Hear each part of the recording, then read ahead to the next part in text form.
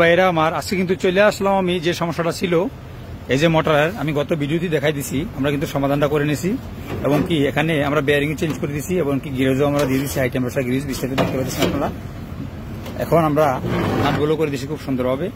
এই যে 4টা ওয়্যারের একটা নিউট্রাল এবং কি একটা ফেস আর এই যে একটা 2টা ক্যাপাসিটর এবং কি অ্যালোগ্রিন আমরা বডিতে দিয়ে দিচ্ছি। এখন আমরা এখানে ফিটিং করবো এটা যেটা আমরা সেম উপরে আছে উপরে সেম পজিশনে আমরা যেটা আছে এটা এখানে করবো।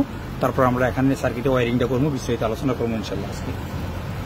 তো পাশে থাকুন ইনশাল্লাহ। অবশেষে দেখেন এই যে মোটরটা কিন্তু আমরা ফিটিং কিন্তু করে নিলাম আর এখানে আমরা এখন কানেকশন দিমু। আমরা কিন্তু জানি আলহামদুলিল্লাহ এটা দেখছি কয়েল ভালো আমরা চেক দিনে আর আমারও বলছিল চেক দিনেই। যাই হোক আলহামদুলিল্লাহ যেহেতু ফিটিং করে এসেছি 4টা ওয়্যার আমার লাক্সগুলো যদি আমি প্রেস করি এখানে সার্কিটে তাইলে কিন্তু আমরা অনায়াসে কিন্তু চেক করে নিতে পারবো। তো আমরা কানেকশন দিয়ে এটা আমরা ফিটিং করার আগে ফ্যানের যে লিফটটা এই যে লিফটটা আছে এই যে আমার এখানে যে লিফটটা এই লিফটটা লাগানোর আগে আমরা চেক দিয়ে নিব একবার আমরা মোটরটা ঠিক আছে কিনা, কারণ হিটার তো হয়েছে আশা আছে আমার কয়েল ভালো আছে। তার মধ্যে তারপরে আমরা লিফটটা লাগানোর পরে আমরা চেকনাট লাগাই দিব আর এর আগে আমরা অবশ্যই এটা সেফটি পিন আমরা ইউজ করবো, কারণ না হয় এটা চলতে চলতে কিন্তু এটা লিফটটা বাইরে আসার সম্ভাবনা থাকবো।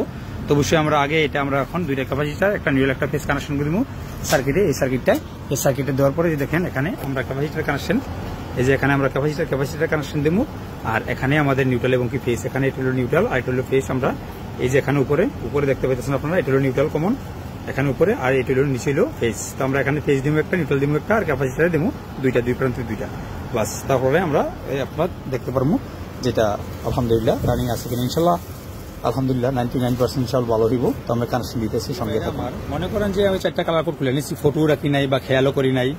তারপর সেই 4টা ওয়্যার আমরা কিভাবে লাগাবো, একটা নিউট্রাল একটা ফেজ তারপরে 2টা ক্যাপাসিটর ওয়্যার কিভাবে লাগাবো। তো সেম দেবে দেখেন আমরা এটা ফ্যানের ওয়্যার কিন্তু আমরা খুলি নাই, এটা ফ্যানটা ওয়্যার আসছে এখান থেকে 5টা ওয়্যার একটা অ্যালোগ্রিন একটা রেড একটা ওয়াই আর একটা হোয়াইট আর একটা ব্লু। তো এটা আমরা যদি ফলো আপ করি অনায়াসে আমরা কি করতে পারি। এটাও কিন্তু সেম দেখেন 4টা ওয়্যার আর এখানে নিচে হলে অ্যালোগ্রিনটা আমার কাটা আছে, দেখেন অ্যালোগ্রিনটা কাটা আছে এই যে অ্যালোগ্রিনটা আমরা এখানে লাগাবো। তো এখানে আমরা দেখেন এখানে এই যে ব্লু কালারটা এখান থেকে গেছে এটা কোন জায়গায় এটা হলো নিউট্রাল। এই দেখেন ব্ল্যাক এখান থেকে লুপিং হয়েছে ব্ল্যাকগুলো এখানে আছে তো নিউট্রাল। তো আরেকটা এখান থেকে আমরা গেছে এই যে হোয়াইট এখান থেকে গেছে দেখেন এখানে যদিও ফেস কোনো ওয়ারিং কিন্তু আমরা হোয়াইট কালার নিউট্রাল দিয়ে থাকে আচ্ছা যাও যেটা ওয়ারিং। তো এখানে দেখেন এই যে ব্লু কালারটা আমার এখানে নিউট্রাল গেছে আর হোয়াইট কালারটা এখান থেকে আমার ফেস গেছে। আর এখানে দেখুন উপরে দেখেন সেম 2টা ফ্যানের জন্য 2টা ক্যাপাসিটর আছে, একটা ক্যাপাসিটর ওয়্যার কিন্তু আমরা খুলি নেই। তো ক্যাপাসিটর ওয়্যার এনিওয়ে আমরা অরেঞ্জ আর রেড আর এলো আর রেড আমরা লাগাই দিব 2 প্রান্তে 2টা যে কোনটা বাস হয়ে গেল। রেড আর এলো আমার চলে আসবো ক্যাপাসিটরে আর হোয়াইট চলে আসবো এখানে আর ব্লু চলে আসবো এখানে। তো তেমনি ভাবে এখন বর্তমানে সকলের সাথে মোবাইল থাকে, যে কোনো কালার কোড হয়তো রাইটিং করে রাখবেন বা বডিতে মার্কিং দিবেন বা আপনার মোবাইলে রাখবেন বা এখানে যদি কালার কোড থাকে। আর যদি আমরা যে টেকনিশিয়ান বাইরে দেখি যে সচরাচর যে কানুন বা রুল রেগুলেশন থাকে বা অনেক কোম্পানি কিন্তু অনেক ভিন্ন ওয়ারিং করে থাকে। এই জন্য আমি মনে করি সবচেয়ে বেস্ট আপনি বিভ্রান্ত না হইয়া রাইটিং করে নেবেন, ফটো তুলে নেবেন বা মার্ক করে দিবেন, এটাই সবচেয়ে বেস্ট মার্কের জন্য। কারণ এক কোম্পানি এক অন্য মানে ভিন্ন কালার কোড আপনার দিয়ে থাকে। আচ্ছা যাই ঠিক আছে ইনশাল্লাহ আমরা এখন কানেকশন করবো। তারপর আমরা ফ্যানটা যে আমরা এই যে মোটরটা যে আমরা লাগাইলাম আমরা যে বেয়ারিং চেঞ্জ করলাম এবং কি কয়েলটা হিট হয়ে গেল আমরা দেখবো চলতেছে কিনা ইনশাল্লাহ। এখন আমরা কানেকশন করে আমরা রানিং করবো, সঙ্গে থাকুন। তো দেখেন আমরা নিউট্রালে প্রেস করে দিলাম আর হচ্ছে হোয়াইট যেটা হোয়াইটটা আমরা আবার এখানে প্রেস করে দিব, একটু ক্লিপগুলো একটু প্রেস করে দিবেন যাতে টাইট করে লাগে।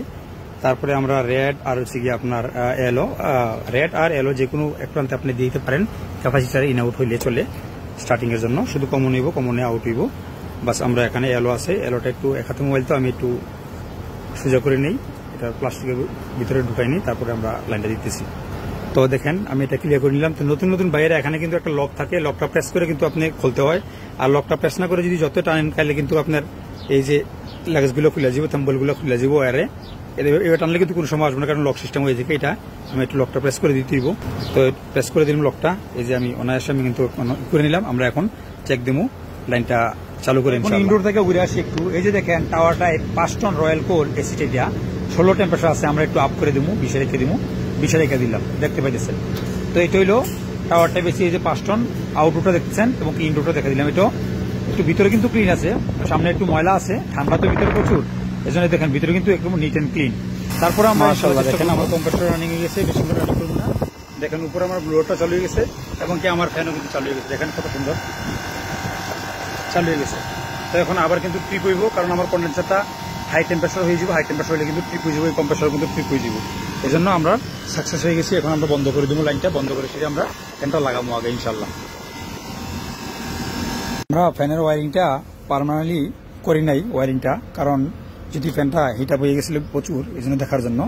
এখন আমরা কানেকশনগুলো আমরা রিমুভ করে দিব, এখান থেকে রিমুভ করে দিয়ে সুন্দর করে ড্রেসিং করে, এখানে যে এই যে একটা টিউব আছে যেটা সুন্দর করে দেখেন কত সুন্দর করে ড্রেসিং করে ভিতর দিয়ে গেছে, এই যে ওয়্যারটা সেম এই যে এখানে, তো সেম আমরা এখান থেকে এটার ভিতর দিয়ে জায়গা আছে এখান থেকে নিবো। এখানে আবার ক্লিপ আছে, এই যে ক্লিপ, এখানেও ক্লিপ আছে, এই যে এখানেও ক্লিপ আছে, দেখেন এই যে ক্লিপ আছে, এই ক্লিপটার ভিতর দিয়ে নিয়ে আমরা সুন্দর করে, এখানে হোল আছে, হোলটার ভিতর দিয়ে না সেম এটা যে পজিশনে আছে এখান থেকে ক্লিপ মারে, এই যে এখানে সামনে ক্লিপ আছে, এই যে এখানে ক্লিপ মারে আমরা এখানে কানেকশন করে দেবো ইনশাল্লাহ, পার্মানেন্টলি কানেকশন করে দেবো। কারণ আমার মোটর আলহামদুলিল্লাহ ভালো আছে, কোনো সমস্যা হয় না ইনশাআল্লাহ। পাশে তখন অবশেষে দিলাম আমরা ফ্যানটা লাগাইয়া, দেখছেন একদম কত ফ্রি হয়ে গেছে, এখন উপরটা থেকে আরো ফ্রি হয়ে গেছে, খেয়াল করে দেখেন। আমরা এখন স্টার্ট করে দিব, খালি ওয়ারিংটা করে স্টার্ট করে দিব। আমরা ওয়্যারগুলো ড্রেসিং করে নিছি, এই যে একদম ভিতর দিয়ে নিয়েছি দেখেন, তো আমরা ওয়্যারগুলো শুধু ড্রেসিং করে দিব, ড্রেসিং করে দিয়ে ইনশাল্লাহ এখন চালু করে দেব। আমরা দ্বিতীয়বার ওয়্যারগুলো কিন্তু দিয়ে দিলাম। দেখেন এখানে একটা সেন্সর খোলা আছে, এই যে সেন্সরটা দেখেন, এই সেন্সরটা থাকবে আমার ডিসচার্জ লাইনে, ঠিক আছে। এটা হলো কয়েল সেন্সরের মতো সেম, এটা আপনার এই যে এখানে এই জায়গায় থাকবে, যে এটা হলো আমার সেকশন লাইন মোটরটা, এটা হলো মোটরটা আমার সেকশন লাইন, এটা কম্প্রেসারটা কিন্তু চেঞ্জ হয়েছে আরো আগে, এটা মোটরটা, আর এটা হলো আমার ডিসচার্জ লাইন, এটা হলো ডিসচার্জ লাইন। দেখেন এটা হলো হাই টেম্পারেচার সুইচ, আর এটা হলো আমাদের লো টেম্পারেচার সুইচ, ঠিক আছে। কালার কোডও কিন্তু এখানে আছে। এই যে আমরা এটা এখানে থাকবো, এটা যদি আপনার হাই টেম্পারেচার হয়ে যায়, আপনার এটা যদি অতিরিক্ত গরম হয়ে যায়, এটা মনে করেন যে ডিটেক্ট করবো এই সেন্সরটা, তারপরে এই সার্কিটের সিগন্যাল দিব, সিগন্যাল দেওয়ার পরে অটোমেটিকলি কিন্তু আমার লাইনটারে এই যে কন্ডাক্টরে এখানে এই যে A1 এবং K2 আছে নিচে, এখানে লাইনটা কিন্তু ডিসকানেক্ট করে দিবে এখান থেকে, তাহলে আমার আউটডোর ইউনিটটা একদম সেফ থাকবো, কম্প্রেসার এবং ফ্যান চলবো না, নর্মাল অবস্থা চলবো। আলহামদুলিল্লাহ অবশেষে দেখেন আমি উপরে কিন্তু কভারটা লাগাই নিচ্ছি, নিচেরটা লাগাই নেই, কভারটা লাগাই দিব। দেখেন এখন কিন্তু সুন্দর গরম হাওয়া কিন্তু আমার বাইরে যাচ্ছে দুটোটা একাধিকভাবে। এখন কিন্তু আমার কম্প্রেসার ট্রিপ হইব না। কম্প্রেসার ট্রিপ কেন হয় বুঝছেন তো? কারণ আমার এই যে কন্ডেন্সার, যেটা ডিসচার্জ লাইন, কন্ডেন্সার থেকে যেটা হাই টেম্পারেচার হয়ে যায়, পর্যাপ্ত পরিমাণ গরম হাওয়াটা যদি না বের করতে পারে, এটা কিন্তু তাহলে কিন্তু হাই টেম্পারেচার হয়ে যায়। এই যে আমার ডিসচার্জ লাইনটা, আর এখানে কিন্তু একটা সেন্সর আছে, দেখেন এই সেন্সরটা মূলত কাজটা করে যখন আপনার রেগুলার সেফটি ডিভাইস ধরতে গেলে বলতে পারেন, যেমন এখানে লো প্রেসার সুইচ আছে, এই যে লো প্রেসার সুইচ, এটা আপনার থার্মোস্ট্যাট থেকে স্টার্টিং হয়, আর এখানে আসবো, এখান থেকে আবার চলে যাবো এই যে আপনার হাই প্রেসার সুইচে থেকে আমার অটো কন্ট্রোলার দেবো। আর এখানে যদি এই যে পাইপটা যদি হাই টেম্পারেচার হয়ে যায়, এটা ডিটেক্ট করবো, এই সেন্সরটা ডিটেক্ট করবো, ডিটেক্ট করার পরে এটা সিগন্যাল দিব সার্কিটের থেকে অটোমেটিকলি এই যে আপনার এই যে A1 এবং K2 কন্ট্যাক্টরের লাইন এখান থেকে ডিসকানেক্ট করে দিব। তখন আমার এই আউটডোর ইউনিটটা কম্প্রেসার এবং এটা সেফ থাকবো, নর্মাল অবস্থায় চলে আসবে। তো ইনশাল্লাহ সঙ্গে থাকুন। আর এই ভিডিওটা কে কোন জায়গা থেকে দেখছেন, আমার ভিডিওটা কি আপনাদের কাছে কেমন লাগে, ভালো লাগে না খারাপ লাগে, অবশ্যই একটা করে কমেন্ট করে দিবেন।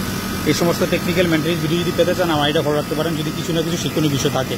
তো সকালে ভালো থাকেন। এই পর্যন্ত আজকে দেখা হবে নেক্সট ভিডিওতে ইনশাল্লাহ। আল্লাহ হাফেজ, আসসালামু আলাইকুম রহমতুল্লাহ বারাকাতুহু।